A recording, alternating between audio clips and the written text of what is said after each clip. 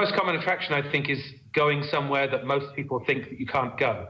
So there are many obscure places in the world, and it's not worth going somewhere just because it's obscure. But going to North Korea, it's very fascinating, very unique country. And it's very close to many major cities in East Asia. So geographically, it's not as far as it is psychologically, shall we say. A lot of people want to go there because they've been everywhere else.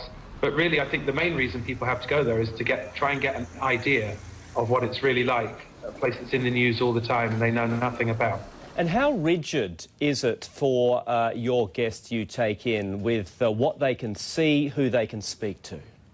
Well, it's very strictly controlled. Every tourist there, whether group or individual, has to have a pre-approved itinerary, which we design for them. It's not enforced upon them. They're not allowed to wander off freely.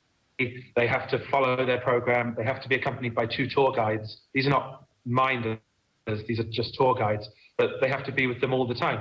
They can talk to whoever they want on the street, in parks and so on, but there's obviously a language barrier and a culture barrier as well. A lot of people there, they're a bit wary of foreigners. They have a bad history, should we say, with foreigners, so they're not the most open people in the world, shall we say. But a little bit of effort and sticking to your guns, really trying to make contact with people there, and it can be done to a larger extent than people expect.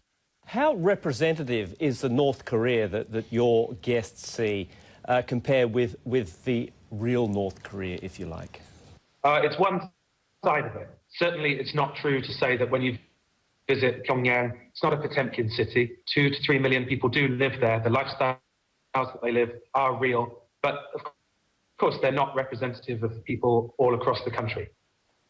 Everybody knows the stories about the rest of the country, about the difficulties with food supply, economic difficulties, how poor a lot of the country is.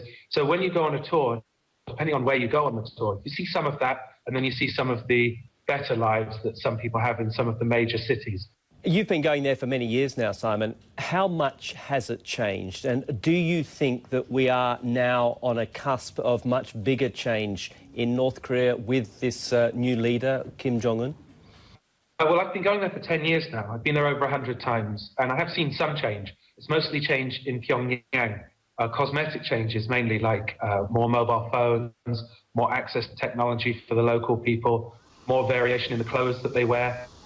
I'm not sure that this is indicative of a broader, nationwide change. I think it takes time for these things to trickle down, and a lot of it is economics. The economic situation remains difficult, as the tourists know, as the tourists who visit there can see. Whether there's something big about to happen, in all honesty, nobody knows. Not one person knows. There are a lot of analysts who will say that they know, but nobody knows. How keen, if you like, or are the North Korean authorities in getting foreign tourists to come and see their country, or is it just for them another form of hard currency? You're assuming the North Korean authorities as some kind of monolithic entity. Actually, the people who work in the tourism organisations there and work in businesses associated with tourism, hotels, restaurants, transportation and so on, they're very keen. They like people to come in, they like to show off their country, and also, there's a profit motivation. It's a business there, as it is anywhere else.